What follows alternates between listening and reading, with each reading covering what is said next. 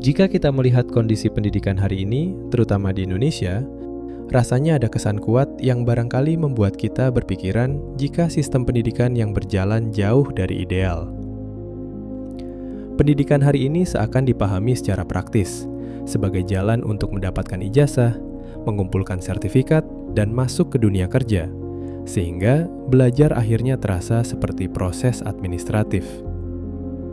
Padahal, dalam tradisi filsafat, pendidikan tidak pernah dibayangkan sesempit itu. Dalam filsafat, idealnya, pendidikan dipahami sebagai proses membimbing manusia untuk mengenali apa yang benar, apa yang baik, dan apa yang indah. Artinya, yang dipertaruhkan adalah arah hidup. Pendidikan tidak berhenti pada bisa melakukan sesuatu, tetapi juga bergerak menuju mengerti untuk apa melakukan sesuatu. Gagasan ini telah mengakar sejak lama di Yunani kuno, lewat apa yang dikenal sebagai paideia.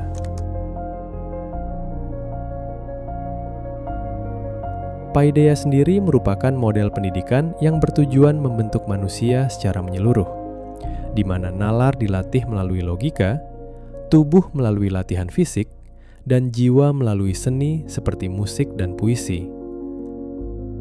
Ketiganya tidak dipisahkan, karena manusia dipahami sebagai satu kesatuan.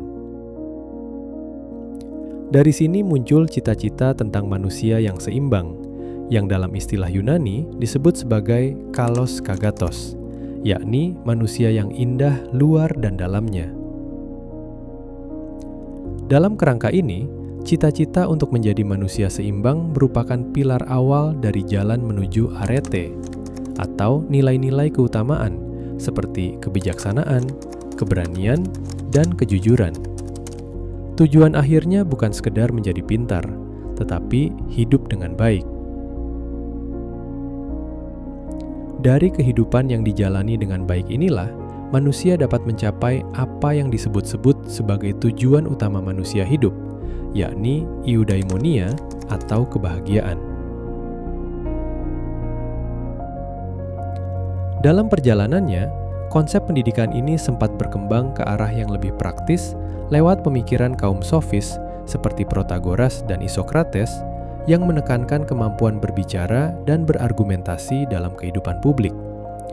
Namun, arah ini kemudian dikritik oleh Plato yang mengingatkan bahwa pendidikan tidak boleh berhenti pada retorika dan harus mengarah pada pencarian kebenaran.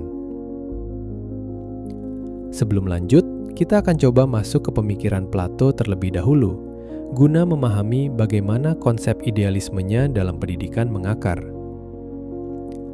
Plato lahir di Athena sekitar tahun 427 sebelum Masehi dan merupakan murid Sokrates.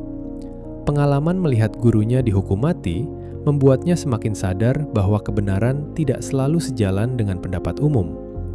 Sejak saat itu, ia mencoba merumuskan kembali apa yang dimaksud dengan realitas dan pengetahuan. Bagi Plato, realitas sejati bukanlah dunia yang kita lihat sehari-hari. Dunia indrawi selalu berubah, sehingga tidak pernah benar-benar pasti. Yang lebih penting dari realitas justru adalah dunia ide, yang di dalamnya termuat konsep-konsep seperti keadilan, kebenaran, dan keindahan yang bersifat tetap. Oleh karena itu, menurut Plato, apa yang kita alami di dunia ini hanyalah bentuk yang tidak sempurna dari hal-hal tersebut. Gagasan ini digambarkan oleh Plato melalui analogi akan allegory of the cave, atau gua alegori. Dalam gambarannya, manusia diibaratkan seperti orang yang hidup di dalam gua dan hanya melihat bayangan di dinding. Mereka mengira bayangan itu adalah kenyataan, padahal itu hanya pantulan dari sesuatu yang lebih nyata. Gambaran ini juga menunjukkan bahwa manusia sering berhenti pada apa yang tampak, tanpa menyadari bahwa terdapat kebenaran yang lebih dalam. Karena itu, menurut Plato, pemahaman manusia berkembang secara bertahap. Plato menjelaskan, pada awalnya manusia hanya menangkap ilusi atau eikasia. Lalu manusia mulai percaya pada apa yang bisa dilihat dan disentuh, atau pistis. Setelah itu, manusia masuk ke tahap berpikir rasional atau dianoia, dan akhirnya sampai pada pemahaman yang lebih mendalam tentang kebenaran, yakni noesis. Oleh karena itu, pendidikan dalam pemikiran Plato dapat dikatakan sebagai proses bergerak naik dari pemahaman yang dangkal menuju pemahaman yang lebih utuh. Dengan cara pandang seperti ini, belajar tidak lagi sekedar menerima informasi. Belajar menjadi proses untuk menyadari. Kalau kita tarik ke kondisi hari ini, konsep pendidikan yang digemakan oleh Plato sejak dulu terdengar masuk akal. Mengingat kita hidup di tengah arus informasi yang sangat cepat, namun tidak diikuti oleh kedalaman akan pemahaman. Media sosial dan algoritma membuat kita terus berhadapan dengan berbagai tampilan, seringkali tanpa sempat mempertanyakan maknanya. Kita tahu banyak hal, tetapi tidak selalu mengerti apa yang kita ketahui. Akibatnya, tidak sedikit orang yang berkembang secara teknis, tetapi merasa kosong secara batin. Mereka mampu melakukan banyak hal, tetapi kesulitan menjawab untuk apa semua itu dilakukan. Lewat pemikiran Plato, kita bisa mengerti bahwa pendidikan seharusnya membantu manusia keluar dari cara berpikir yang terbatas.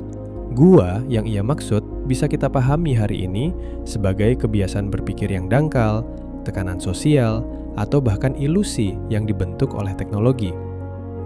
Sehingga pendidikan yang ideal tidak hanya membuat manusia terampil secara teknis dan siap bekerja saja, tetapi juga mampu membentuk cara melihat serta memahami apa yang dijalani oleh manusia itu sendiri. Pada akhirnya, pertanyaan tentang pendidikan kembali ke hal yang paling sederhana. Untuk apa kita belajar?